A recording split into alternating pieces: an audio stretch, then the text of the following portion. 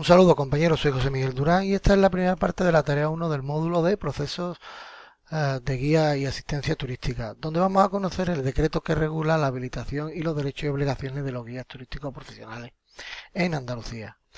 La primera pregunta que se nos plantea es cómo define la normativa la actividad de los guías de turismo y a qué se refiere esa normativa cuando habla de habituabilidad. Nos vamos al decreto y en su artículo 2, definición de la actividad, nos dice que la normativa considera actividad propia de los guías de turismo cuando se presta un servicio de información turística de forma habitual y retribuida a los visitantes de bienes recogidos en el Catálogo General de Patrimonio Andaluz.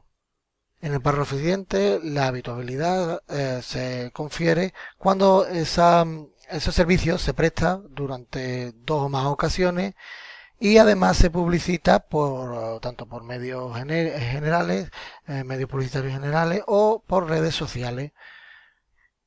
Entiendo que si un grupo de divulgación cultural, una asociación, realiza una visita a un bien recogido en el patrimonio, en el registro del patrimonio andaluz, pues no se considera un trabajo propio del guía turístico, puesto que lo que está haciendo, lo está haciendo de forma altruista para la difusión del patrimonio histórico y cultural andaluz. Aquí os dejo un enlace donde podéis encontrar los bienes recogidos en el Catálogo General del Patrimonio Andaluz. La siguiente pregunta es si el personal de museos e instituciones de patrimonio deben estar habilitados como guía de turismo.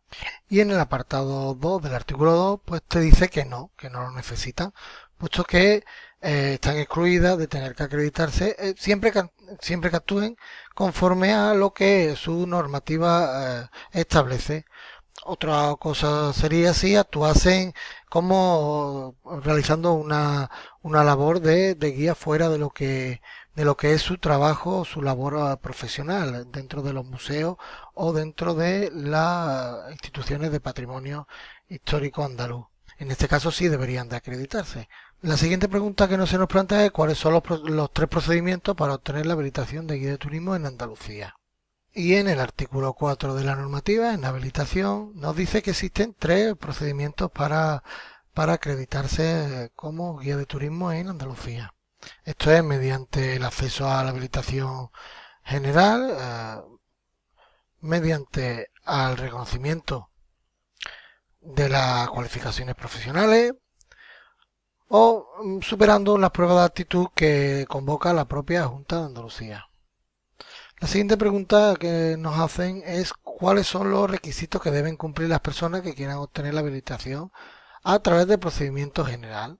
Y estos requisitos pues son, tal y como recoge el artículo 5, poseer la nacionalidad de algún Estado miembro de la Unión Europea, Estado asociado al Acuerdo sobre el Espacio Económico Europeo o convenio de reciprocidad con el Estado español en este ámbito.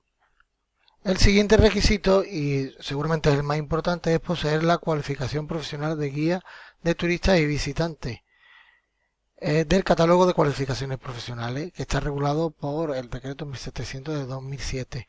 Digo que es el más importante porque es el que habilita tanto para la categoría para el acceso general como mediante el reconocimiento de las cualificaciones profesionales. Y el tercer requisito es poseer las competencias lingüísticas en el idioma castellano de B2 o en alguno de los idiomas extranjeros en B2, el primero de ellos, y en un segundo idioma extranjero con el nivel B1 o superior de las lenguas del marco común europeo de referencia. Otra de las preguntas que se nos plantea es si existe alguna restricción respecto al tamaño del grupo o el número de idiomas en los que se debe prestar el servicio de guía de turismo. Y sí, existe un máximo, tal y como indica el artículo 21. El artículo 21, aquí está, sobre las obligaciones de las personas guías de turismo. Y en su apartado D nos dice que no se pueden prestar servicios a grupos superiores a 30 personas y no se debe utilizar para cada grupo más de 2 idiomas. Evidentemente la cuestión está clara. Con un grupo tan mayor de 30 personas no se entendería las explicaciones y muchísimo más si fuera en varios idiomas, en este caso en más de 2 idiomas. Y si todos los guías deben expedir facturas, pues en ese mismo artículo 21, en obligaciones, en el apartado L, nos dice que se debe de expedir factura debidamente desglosada. En este caso, la factura, si fuéramos autónomos, la expediría el propio guía, pero si el guía trabajase para una empresa, sería la empresa de servicios que presta esos servicios el que debería de expedir la factura para los clientes. Otra pregunta es dónde puedo encontrar la equivalencia de títulos para acreditar la competencia lingüística. La propia normativa lo regula, lo recoge, y en el anexo 1 nos dice cómo se pueden acreditar la competencia y la equivalencia con otros idiomas extranjeros. Por ejemplo, el B1 de inglés pues se puede acreditar a través de la superación de las pruebas de la Escuela Oficial de Idiomas, tanto el B1 como el B2, que sería el que te daría la posibilidad de trabajar como guía turístico.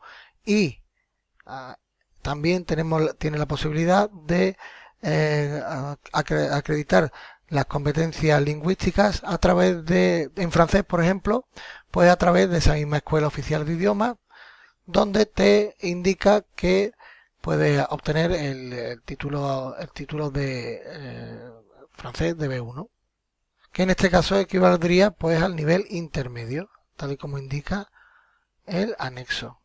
Otra pregunta que nos plantea es si deben los guías de turismo disponer de hojas de quejas y reclamaciones a disposición de los usuarios. Y evidentemente, pues sí, ¿no? En el artículo 21, en su apartado I, nos dice que los guías turísticos deben poner a disposición de las personas usuarias la información que se refiere a los servicios turísticos, así como hojas de quejas y reclamaciones oficiales en materia de consumo. Podemos obtenerlo en el apartado J del artículo 20. Referente a qué datos aparecen en el carnet de guía de turismo, en el artículo 17 pues nos habla del carnet o distintivo y nos dice que debe llevar la imagen comparativa de la Junta de Andalucía, el número de orden que nos corresponde como guía, nuestros datos personales y el idioma en los que estamos acreditados y una fotografía nuestra. Y la última pregunta que nos plantea es si las personas que ya dispongan del carnet de guía de turismo en otra comunidad autónoma o en otro país comunitario pues deben realizar algún trámite de cara a ejercer la actividad en Andalucía. Y si en el artículo 17 nos dice que el principio de libre prestación del servicio y confiere a las personas que no estén registradas como guía de turismo en Andalucía la posibilidad de trabajar, ya sean si pertenecen a otra comunidad autónoma o a otro estado de la Unión Europea, pero deben comunicar al órgano competente, en este caso la Consejería de Turismo, que van a realizar esa labor siempre que la deben de